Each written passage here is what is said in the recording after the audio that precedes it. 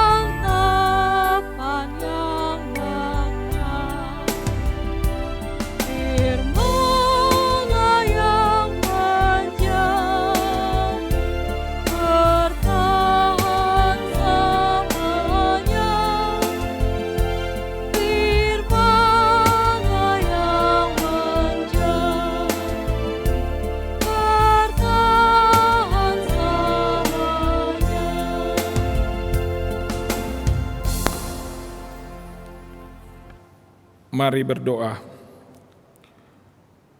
Allah Maha Pengasih, saat ini bersama dengan keluarga kami datang kepadamu. Kami bersyukur untuk satu hari anugerah-Mu yang memampukan kami untuk beraktivitas. Kami berdoa malam bersama dengan gereja kami, GPIB secara khusus, seluruh anggota jemaat yang berada dimanapun. Kami mengingat saudara-saudara kami di wilayah pedesaan dengan setiap usaha pertanian mereka. Kami mengingat saudara-saudara kami di pesisir pantai dengan setiap usaha mereka melaut. Kami mengingat seluruh wilayah pelayanan Pospelkes GPIB dalam gumul juang bergereja. Kami mohon agar senantiasa dapat merasakan pemeliharaan Tuhan dimanapun kami berada dan merasakan tanda kehadiran Tuhan melalui firman yang kami dengar dan teladani. Pandanglah peribadahan kami ya Tuhan, serta layakkan rumah kami menjadi rumah doa bagi kesatuan gereja-Mu. Amin. Kita akan membaca Mazmur, terambil dari Mazmur 127. Saya akan bacakan untuk kita sekalian. Mazmur 127, nyanyian Ziarah Salomo. Jikalau bukan Tuhan yang membangun rumah, sia-sialah usaha orang yang membangunnya. Jikalau bukan Tuhan yang mengawal kota, sia-sialah pengawal berjaga-jaga. Sia-sialah kamu bangun pagi-pagi dan duduk sampai jauh malam, dan makan roti yang diperoleh dengan susah payah, sebab ia memberikannya kepada yang dicintainya pada waktu tidur. Sesungguhnya anak-anak lelaki adalah milik pusaka daripada Tuhan, dan buah kandungan adalah suatu upah. Seperti anak-anak panah di tangan pahlawan, demikianlah anak-anak pada masa muda.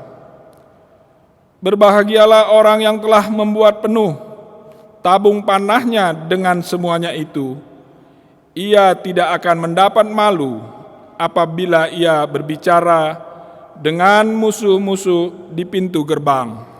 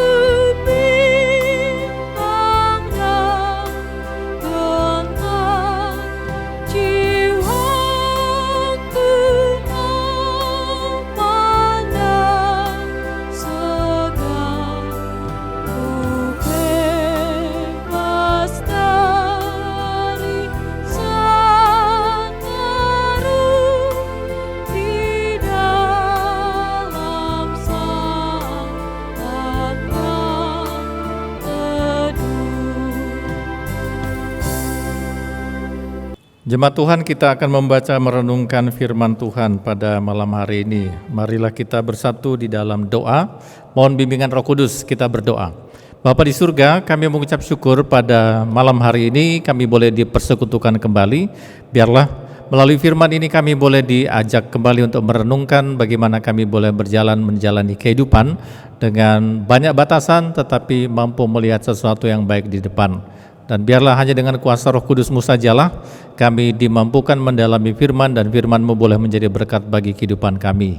Dalam nama Yesus Kristus, firman yang hidup, kami berdoa. Amin. Jemaat Tuhan, marilah kita berdiri untuk membaca firman Tuhan yang terambil dari kitab Kejadian pasal 48 ayat 15 sampai ayatnya yang ke-22. Kitab Kejadian pasal 48 ayat 15 sampai dengan ayatnya yang ke-22, firman Tuhan berkata demikian. Sesudah itu diberkatinya Yusuf, katanya, nenekku dan ayahku Abraham dan Ishak telah hidup di hadapan Allah. Allah itu sebagai Allah yang telah menjadi gembalaku selama hidupku sampai sekarang, dan sebagai malaikat yang telah melepaskan aku dari segala bahaya.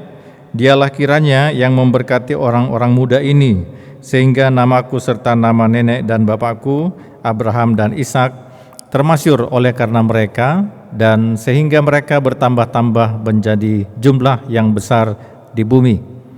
Ketika Yusuf melihat bahwa ayahnya meletakkan tangan kanannya di atas kepala Efraim, hal itu dipandangnya tidak baik.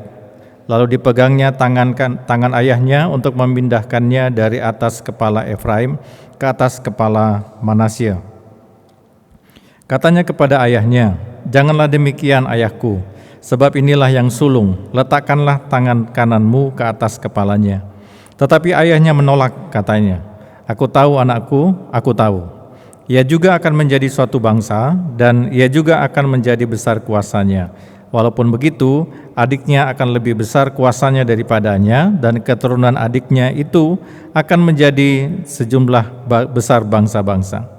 Lalu diberkatinyalah mereka pada waktu itu, katanya, dengan menyebut namamu lah orang Israel akan memberkati. Demikian, Allah kiranya membuat engkau seperti Efraim dan seperti Manasye. Demikianlah didahulukannya Efraim daripada Manasye.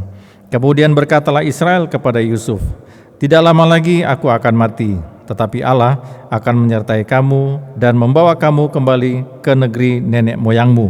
Dan sekarang aku memberikan kepadamu sebagai kelebihanmu daripada saudara-saudaramu, suatu punggung gunung yang kurebut dengan pedang dan panahku dari tangan orang Amori."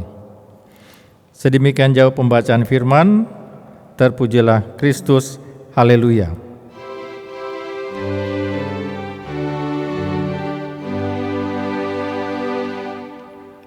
Haleluya, haleluya, haleluya.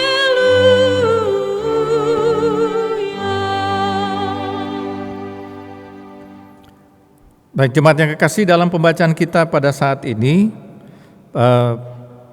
bicara tentang Yakub yang sudah lansia, yang sudah terbatas, yang dikatakan bahwa pada ayatnya yang ke-10 dalam pasal 48, adapun mata Israel, mata Yakub telah kabur karena tuanya, jadi ia tidak dapat melihat.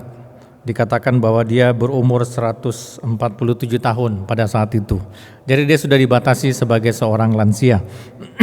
Tetapi kita bisa lihat bahwa ternyata dalam kehidupan dari Yakub, walaupun dia sudah lansia dan kemudian terbatas dalam penglihatan, tetapi dia tidak terbatas dalam melihat visinya.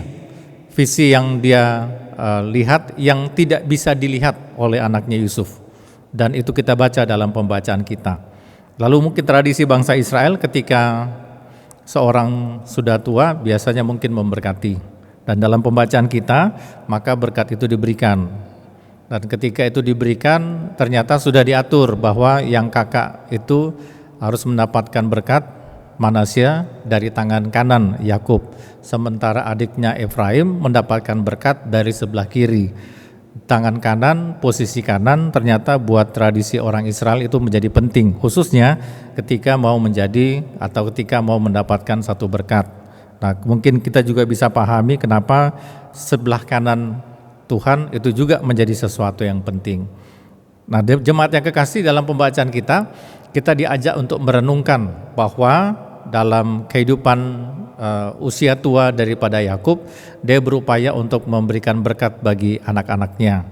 Dalam keterbatasannya, dalam pembacaan kita, mungkin dilihat sebagai seorang lansia, maka ketika Yakub memberkati anak-anak daripada Yusuf, jadi Yusuf diberkati, tapi kemudian bersama juga dengan anak-anaknya, ternyata tangannya agak menyilang gitu. Tangannya menyilang karena tangan kiri ke kepala Manasye, tangan kanan ke kepala Efraim. Dan hal ini dilihat oleh Yusuf, ya mungkin karena dianggap dia sudah kabur matanya, sudah tidak bisa melihat, kemudian dia sudah tua, maka dalam pembacaan kita dikatakan bahwa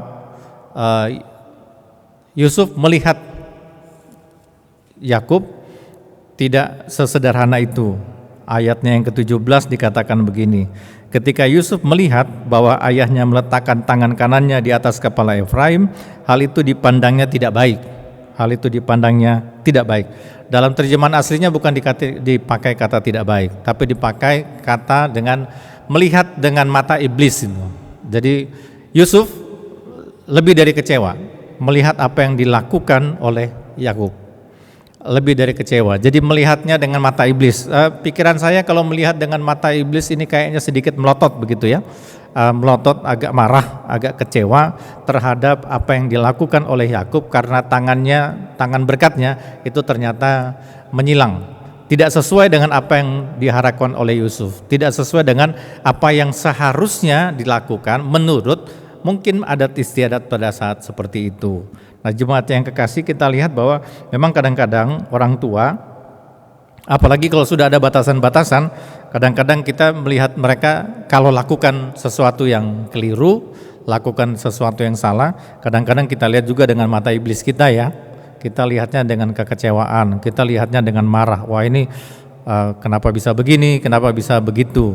Dan dalam pembacaan kita ternyata kita lihat apa yang dilakukan oleh Yakub pada saat itu, walaupun dalam keterbatasan. Nah, ini yang perlu dicatat. Lansia punya keterbatasan, Yakub juga punya keterbatasan. Jadi walaupun dia hidup di dalam keterbatasan pada saat itu, tetapi dia seperti punya visi tentang cucu-cucunya ini. Jadi lansia, walaupun sudah lansia dan dia terbatas dalam banyak hal, mungkin karena usianya yang sudah lanjut, tapi ternyata dalam pembacaan kita lihat dia lansia, terbatas, tetapi punya visi ke depan. Dan dalam pembacaan kita, dia agak ngotot kepada Yusuf dengan berkata bahwa apa yang dia lakukan adalah benar. Tangannya menyimpang, ya memang tangannya harus menyimpang. Karena secara tidak langsung dia mau katakan bahwa tangan ini memang harusnya ke sebelah sini. Tidak sesuai dengan apa yang Yusuf pahami, tidak sesuai dengan yang mungkin aturan pada saat seperti itu. Tapi dia sebagai seorang lansia yang matanya tidak kelihatan, tahu ke arah mana tangannya bergerak. Jadi terbatas matanya, tapi visinya, penglihatannya tentang dua generasi di bawahnya itu akan kemana. Nah, jadi kita bisa renungkan bahwa dalam kehidupan seorang lansia yang mungkin katanya dibatasi oleh banyak hal, tapi dalam pembacaan kita belajar dari Yakub, lansia bisa dibatasi, tapi kadang-kadang lansia punya visi. Lansia bisa paham sesuatu, lansia bisa mengerti sesuatu yang mungkin kita tidak bisa pahami. Kita pahami dengan standar-standar, tapi kadang-kadang mereka bisa melihat lebih daripada apa yang kita lakukan. Nah, karena itu apa yang dilakukan oleh para lansia jangan melulu ditanggapi dengan mata yang melotot. Jangan melulu ditanggapi dengan sesuatu yang negatif, karena bisa jadi apa yang dia sedang lakukan pada saat ini itu untuk visi ke depan. Itu untuk sesuatu yang ke depan yang Yusuf tidak bisa pahami. Jadi perenungannya buat lansia dalam pembacaan kita adalah begini. Terimalah bahwa kenyataan lansia dibatasi karena umur yang bertambah. Tetapi jangan karena umur yang bertambah, fisik semakin menurun, kita berhadapan dengan unsur-unsur degeneratif dalam kehidupan, lalu membuat kita sepertinya tidak punya visi ke depan. Tidak bisa mengarahkan kehidupan anak-anak ke depan. Tidak bisa mengarahkan kehidupan para cucu ke depan. Nah, dalam pembacaan kita lihat bahwa lansia dalam usianya, dalam keterbatasannya tetap bisa melakukan sesuatu. Belajar dari Yakub dalam usia yang ke-147 tahun. Dan kalau kita lihat pada pasal 48 yang tidak kita baca, ayatnya yang kelima dan ayatnya yang keenam, di situ memang menjadi sedikit mengejutkan gitu. Sedikit mengejutkan. Saya baca ayatnya yang kelima dan ayatnya yang keenam. Ini perbuatan dari seorang lansia umur 147 tahun. Dia katakan begini, ayat 5 dan ayat yang ke-6. Maka sekarang kedua anakmu yang lahir bagimu di tanah Mesir, sebelum aku datang kepadamu ke Mesir, akulah yang empunya mereka. Jadi kita garis bawahi kata Yakub dalam pembacaan kita, anakmu Manasya dan Efraim yang lahir di Mesir adalah punya dia. Jadi kita bisa lihat dalam pembacaan kita, cucunya dia adopsi jadi anak. Nah, dalam pembacaan kita lihat, cucunya Manasya dan Efraim dia adopsi jadi anaknya. Kan ada konsekuensinya, begitu kan? Dia adopsi jadi anaknya. Lalu ayatnya yang ke-6, ayat selanjutnya dikatakan begini, akulah yang empunya mereka, akulah yang akan empunya Efraim dan Manasya, sama seperti Ruben dan Simeon. Artinya bahwa Manasya dan Efraim diangkat menjadi anak oleh Yakub, dan posisi mereka berdua akhirnya samalah dengan Ruben dan Simon, sama dengan saudara-saudara Yusuf. Ayat yang ke-6, dan keturunanmu yang kau peroleh sesudah mereka, engkaulah yang empunya. Nah, keturunan selanjutnya itu punya Yusuf. Tetapi dalam pembagian warisan, nama mereka akan disebutkan berdasarkan nama kedua saudaranya itu. Jadi sampai diatur dalam soal warisan. Jadi kita lihat bahwa ada perubahan besar dalam diri Yakub di usia tuanya. Dia mengadopsi kedua cucunya ini. Sehingga kita tahu kalau kita buka di Alkitab peta bangsa Israel, lalu kita lihat bagaimana pembagian wilayah-wilayah 12 suku, ternyata di sana tidak kita jumpai nama Yusuf, tapi kita jumpai nama Manasya dan Efraim. Dasarnya dari mana? Ya dasarnya dari sini, bahwa Yakub di tengah jalan sebelum memberi berkat mengadopsi kedua cucunya menjadi anaknya. Nah, kita lihat ya, mengangkat kedua cucunya menjadi anaknya, lalu kedua cucunya mendapatkan porsi yang sama, tempat yang sama seperti Ruben dan Simeon, sama seperti saudara-saudara Yusuf. Jadi mau dikatakan ya omnya jadi saudaranya, begitu kan? Pamannya jadi saudaranya. Nah, kita masuk dalam perenungan yang kedua. Dengan kenyataan seperti ini, maka kita masuk dalam perenungan yang kedua. Dan ini penting buat keluarga, buat kita sekalian. Berkat Tuhan dalam kehidupan keluarga ternyata tidak harus sesuai dengan aturan. Jadi berkat Tuhan dalam kehidupan keluarga buat kita selalu harus sesuai aturan. Tapi ternyata bisa jadi tidak sesuai aturan. Aturan kita begini, berkat harus yang tua dulu, baru yang lain. Berkat yang laki dulu, baru perempuan. Nah, menurut kita mungkin berkat ya seperti itu. Berkat ada di tangan kanan, bukan di tangan kiri. Tetapi kita lihat bahwa ternyata berkat Tuhan tidak selalu simetris seperti itu sesuai dengan apa yang kita mau. Berkat Tuhan tidak selalu harus seturut dengan ukuran-ukuran yang kita buat. Dan itu juga yang saya rasa dialami juga oleh Yakub dalam kehidupannya. Yang lahir lebih dulu adalah Esau. Tetapi kenapa Tuhan pilih Yakub? Yang mungkin dengar-dengaran kepada orang tua adalah Esau. Tapi kenapa Tuhan ngotot untuk memegang Yakub sebagai jalur daripada perjanjiannya kepada bangsa Israel? Jadi kita terima kenyataan bahwa dalam kehidupan ini Allah menurunkan berkat-Nya tidak selalu simetris. Allah kadang-kadang bekerja simetris. Allah terkadang bekerja menyimpang daripada apa yang kita pikirkan, menyimpang daripada apa yang kita mau. Bayangkan dalam pembacaan kita, bangsa Israel harus menerima kenyataan bahwa nama Yusuf tidak ada, tapi nama Manasye dan Efraim muncul di tengah jalan. Berdasarkan siapa? Ya berdasarkan permintaan dari Yakub sendiri. Berkat Tuhan tidak selalu ternyata simetris.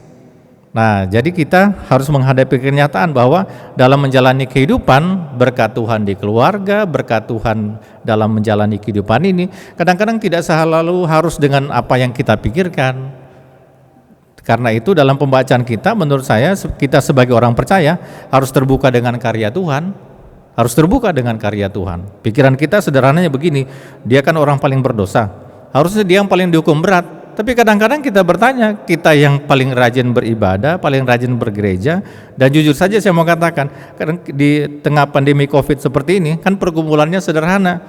Kenapa yang baik-baik yang meninggal lebih dulu? Iya kan? Kenapa yang muda-muda yang meninggal lebih dulu? Pemahaman kita kan sederhana. Ya kalau bisa yang mati cepat, yang jahat-jahat lah. Kalau bisa yang dikutuk Tuhan, yang tidak baiklah kehidupannya. Tapi ternyata tidak begitu juga kan? Nah, itulah kenyataan kehidupan bahwa Allah memberi berkat dalam keluarga Yakub tidak harus sesuai dengan standar ukuran manusia, tidak harus sesuai dengan apa yang Yusuf siapkan, yang Yusuf pikirkan sebagai seorang bapak. Allah juga bisa bekerja, bisa memakai orang-orang yang dalam kehidupan kita, mereka mungkin negatif, mereka mungkin tidak masuk hitungan, mereka mungkin terpinggirkan, mereka mungkin tidak bisa kita lihat sebagai ada berkat Tuhan dalam kehidupan mereka pada saat ini. Jadi harus terima melalui pembacaan kita bahwa ternyata Tuhan juga menurunkan berkat-Nya lewat cara-cara yang tidak simetris, asimetris, bisa menyimpang tidak sesuai dengan apa yang kita mau, bisa bekerja di luar standar-standar kita manusia. Tapi saya tidak berkata bahwa dalam kehidupan kita berperilaku menyimpang, karena penyimpangan juga tidak benar di hadapan Tuhan kan. Nah, jemaat yang kekasih, perenungan kita yang ketiga dalam pembacaan kita. Nah, di dalam keluarga, standar-standar manusia yang sering muncul adalah begini dalam kehidupan keluarga. Kita berhadapan dengan standar-standar manusia yang kita buat. Lalu kita menghadapi kenyataan bergumul banyak dengan hal-hal yang di luar standar. Lalu yang di luar standar itu memancing kita untuk memelototinya, melihatnya dengan mata iblis, melihatnya dengan mata kemarahan, melihatnya dengan mata kebencian, lalu memancing amarah, memancing kebencian, dan kemudian pertikaian di dalam keluarga. Nah, kita lihat bahwa dalam kehidupan kita, ya marilah kita bersama seperti Yusuf dalam pembacaan kita. Kalau toh pada akhirnya Yakub dalam usia lanjutnya dan keterbatasannya, tetapi memiliki visi ke depan, lalu berdasarkan visi ke depannya, lalu dia melakukan sesuatu yang kelihatannya tidak sesuai, dalam pembacaan kita Yusuf ternyata tidak menolaknya. Yusuf melihatnya, Yusuf menerimanya sebagai bagian dari kenyataan kehidupannya. Mungkin sambil melihat ke depan akan seperti apa.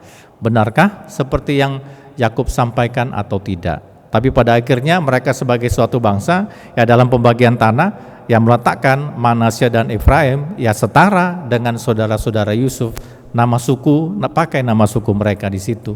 Nah, jemaat yang kasih, kita renungkan bahwa dalam kehidupan kita banyak hal yang dalam kehidupan keluarga memang patut kita pelototi, melihatnya dengan mata iblis, mata kebencian.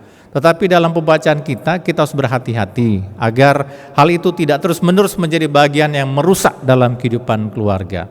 Banyak kebencian karena mata iblis tidak pernah hilang dari mata kita. Banyak amarah yang terus berlanjut dari satu generasi ke generasi yang lain karena kita tidak bisa menyelesaikan mata iblis dalam kehidupan kita bersama. Jadilah seperti Yusuf dalam perenungan kita yang tiga, bahwa dalam kehidupan kita belajar untuk menerima, bahwa bisa jadi apa yang terjadi dalam kehidupan yang simetris itu pun jalan berkat Tuhan dalam kehidupan kita. Kita tidak bisa membantahnya, kita hanya bisa melihatnya dan kita imani bahwa itulah jalan berkat dalam kehidupan kita bersama. Nah, jemaat yang kekasih, melalui perenungan kita pada malam hari ini, kita disadarkan kembali untuk melihat banyak hal dalam kehidupan kita. Banyak hal yang tidak sesuai standar kita dalam keluarga, dalam masyarakat, dalam bergereja. Banyak hal yang yang awalnya kita lihatnya dengan mata iblis, dengan mungkin mata melotot karena amarah, karena kebencian, maka marilah kita sedikit meneduhkan diri bahwa ada jalan Tuhan juga, ada jalan berkat Tuhan juga yang kita tidak pahami, yang hanya bisa dilihat oleh siapa? Hanya bisa dilihat oleh seorang Yakub, yang tidak bisa dilihat oleh seorang Yusuf, bahkan tidak bisa dilihat oleh Manasya dan Efraim sekalipun. Ada seorang yang bisa lihat, dan dia siapa? Dia adalah seorang lansia. Dan mereka ada di rumah kita masing-masing. Lansia memang terbatas, tetapi bisa jadi dia punya visi ke depan untuk kehidupan kita pada saat ini. Karena itu dengarlah apa yang dia lakukan. Mungkin mereka sedang melakukan kekeliruan pada saat ini, tapi hati-hati juga dengan kekeliruan mereka. Jangan sampai kita melihatnya penuh dengan kebencian, karena bisa jadi mereka melihatnya karena ada visi yang mereka dapatkan dalam kehidupan. Mampukanlah kita juga seperti seorang Yusuf dalam pembacaan kita, yang pada akhirnya harus menerima bahwa dalam kehidupan ternyata jalur berkat Tuhan tidak sesuai dengan apa yang kita mau, jalur berkat Tuhan tidak seperti yang kita harapkan. Jalur berkat Tuhan bisa bergeser dari apa yang kita harapkan. Kita harus seperti Yusuf, terbuka pada jalan, pada karya Tuhan yang baru dalam kehidupan kita. Tuhan memberkati. Amin.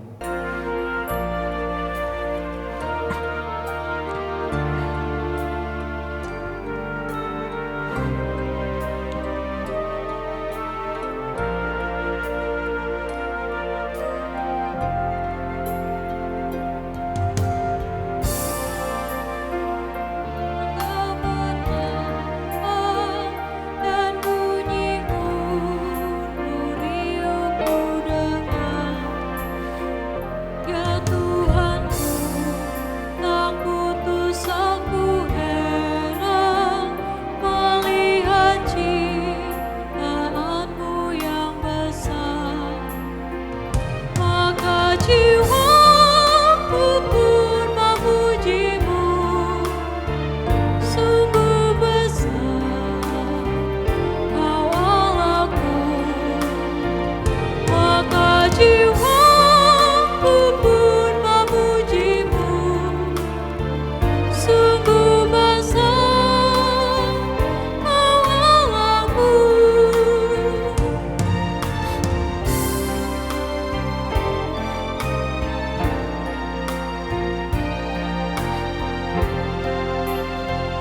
Ya Tuhanku, apabila ku renungkan pemberian-Mu dalam pengertian, ku tertegun, bagiku dicurahkan oleh Putra-Mu, darahnya kudus. Maka jiwaku pun memujimu, sungguh besar Kau Allahku. Maka jiwaku pun memujimu, sungguh besar Kau Allahku.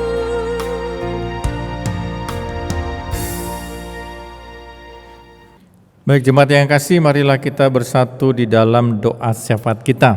Kita berdoa. Ya Tuhan, kami membawa keberadaan kami. Kami membawa keberadaan keluarga kami.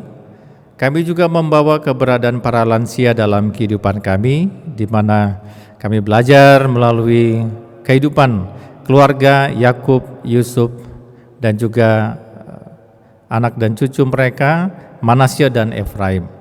Allah Bapa di surga, biarlah dalam kehidupan kami boleh berjalan dalam ketentraman sebagai satu keluarga dan menjadi pribadi-pribadi yang terbuka, khususnya ketika kami menjalani kehidupan dengan banyak hal yang tidak sesuai dengan standar. Yang tidak sesuai standar terkadang kami melihatnya dengan mata iblis, lalu memunculkan kebencian, mendatangkan amarah. Maka keluarga kami tidak bisa hidup lagi dalam damai, tidak bisa hidup lagi dalam berkat, karena kami tidak mampu untuk mengelola dan belajar bahwa dalam kenyataannya ada bagian-bagian kehidupan yang tidak sesuai dengan ukuran kami, yang tidak sesuai mungkin dengan harapan kami, tetapi mampukan kami menjadi pribadi yang terbuka untuk banyak hal yang mungkin menyimpang, terbuka untuk melihat bahwa tetap ada karya Tuhan di balik hal-hal yang mungkin tidak sesuai dengan standar kami, di balik hal-hal yang mungkin tidak sesuai dengan apa yang kami harapkan.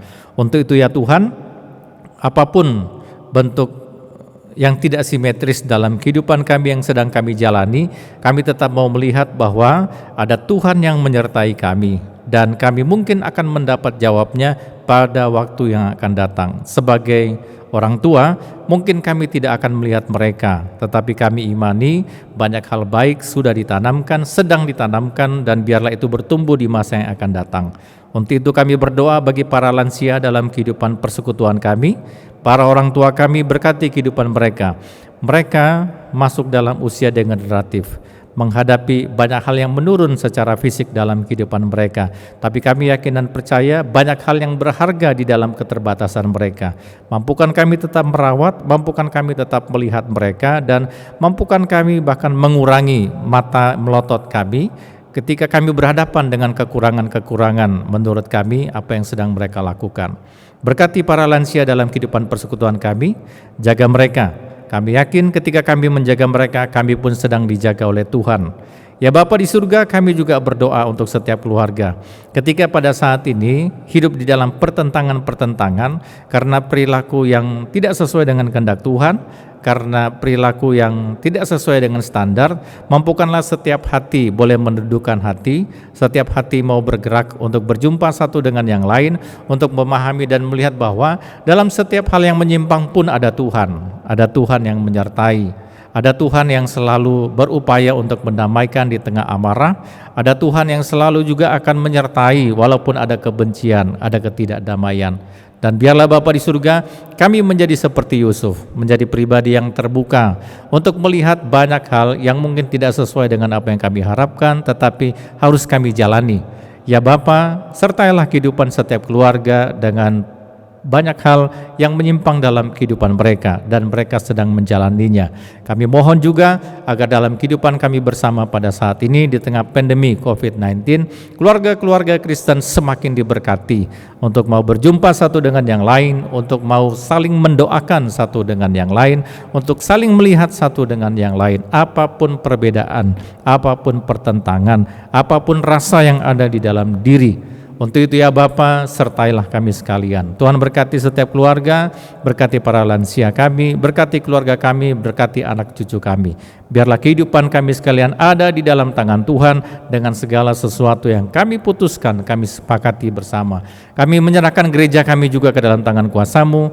Tuhan lengkapi gereja ini agar kami siap menghadapi, memasuki tatanan baru di tengah kebijakan bangsa kami untuk menghadapi COVID-19. Tuhan berkati Bapa di surga agar kebijakan baru ini memungkinkan pergerakan ekonomi boleh berlangsung dengan baik dan memungkinkan kami sekalian perlahan-lahan boleh beraktivitas walaupun dalam protokol yang sangat-sangat ketat. Tuhan mampukan agar semua dipersiapkan secara baik oleh gereja kami, baik tingkat sinodal dalam kebersamaan gereja-gereja dan juga tingkat mupel dan semua tingkat jemaat. Allah Bapa di surga, kami berdoa agar Tuhan boleh memulihkan setiap keluarga pada saat ini, agar ada pintu berkat yang boleh dinikmati, dan Tuhan mampukan agar semakin hari bertambah, maka biarlah semakin terbuka pintu berkat melalui kerja dan usaha yang sedang dijalani. Tuhan berkati agar semua pelayanan yang dilayankan semua kembali untuk kemuliaan nama Tuhan. Para pelayan dalam ibadah kami pada malam hari ini juga boleh diberkati dalam menjalani kehidupan, dan biarlah kasih Tuhan tetap melengkapi, memungkinkan kami untuk terus melayani sambil kami berjaga-jaga agar kami tidak terinfeksi virus COVID-19. Allah Bapa di surga, sertai kami sekalian. Kami imani semua dalam penyertaan Tuhan, bahkan hal-hal yang terkadang di luar pikiran kami, ada Tuhan di dalamnya, ada berkat Tuhan yang tersedia juga di baliknya. Bapa di surga, inilah kami yang membawa segala keberadaan kami di dalam doa kami bersama, seperti yang Tuhan Yesus ajarkan bagi kami. Bapa kami yang di sorga, dikuduskanlah namamu, datanglah kerajaan-Mu, jadilah kehendak-Mu di bumi seperti di sorga. Berikanlah kami pada hari ini makanan kami yang secukupnya, dan ampunilah kami akan kesalahan kami, seperti kami juga telah mengampuni orang yang bersalah kepada kami. Dan janganlah membawa kami ke dalam pencobaan, tetapi lepaskanlah kami daripada yang jahat.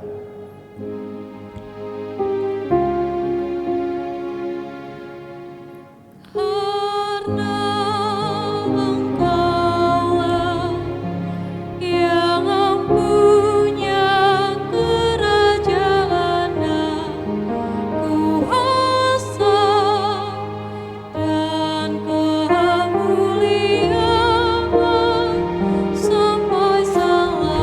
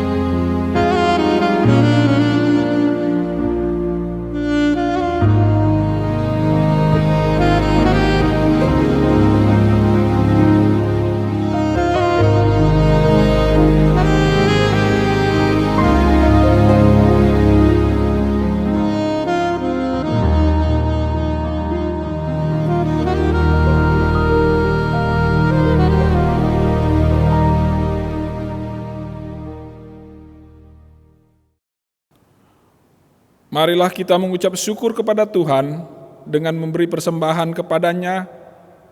Dengarlah nas Alkitab, Amos 4 ayatnya yang kelima. Bakarlah korban syukur dari roti yang beragi, dan maklumkanlah persembahan-persembahan sukarela, siarkanlah itu, sebab bukanlah yang demikian kamu sukai, hai orang Israel. Demikianlah firman Tuhan Allah. Kita bernyanyi dari Kidung Jemaat 337 ayat pertama dan kedua.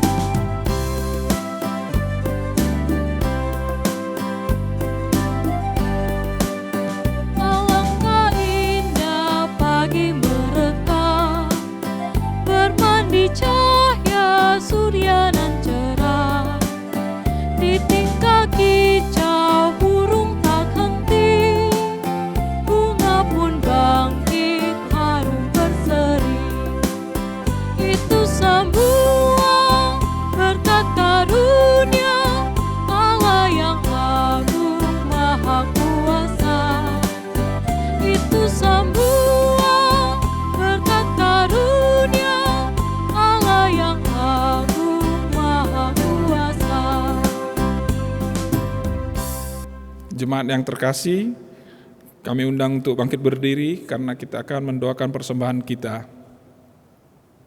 Mari kita berdoa.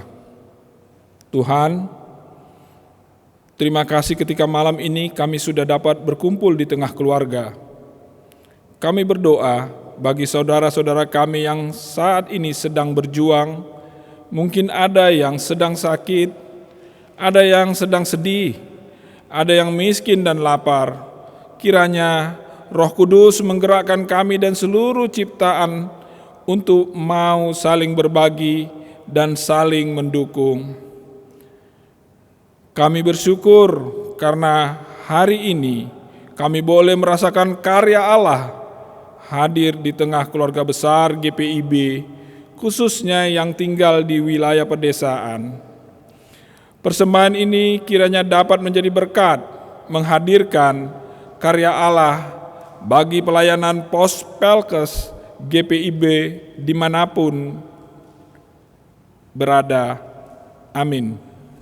Jemaat Tuhan, marilah kita berdiri, kita masuk dalam pengutusan.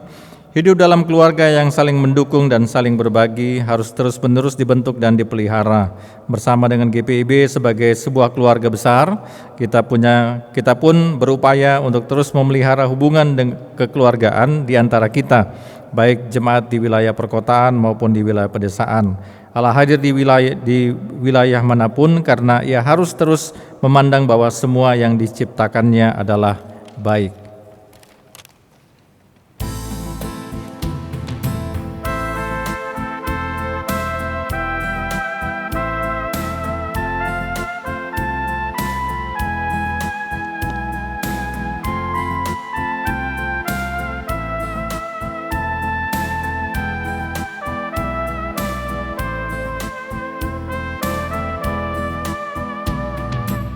Tuhan Allah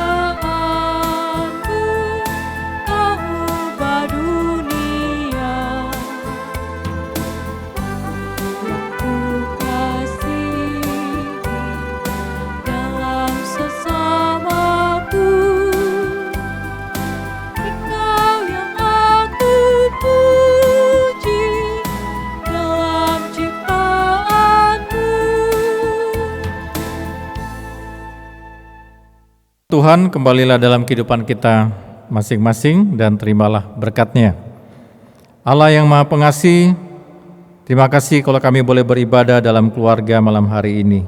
Kami yakin penyertaan dan kasih-Mu yang selalu nyata dalam keluarga kami turun-temurun, dulu, sekarang, dan sampai selama-lamanya.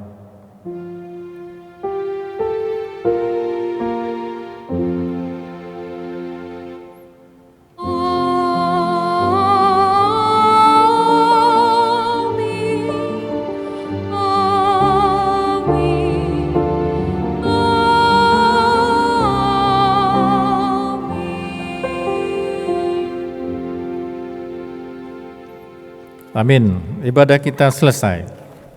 Ya, terima kasih Bapak Ibu. Tuhan berkati.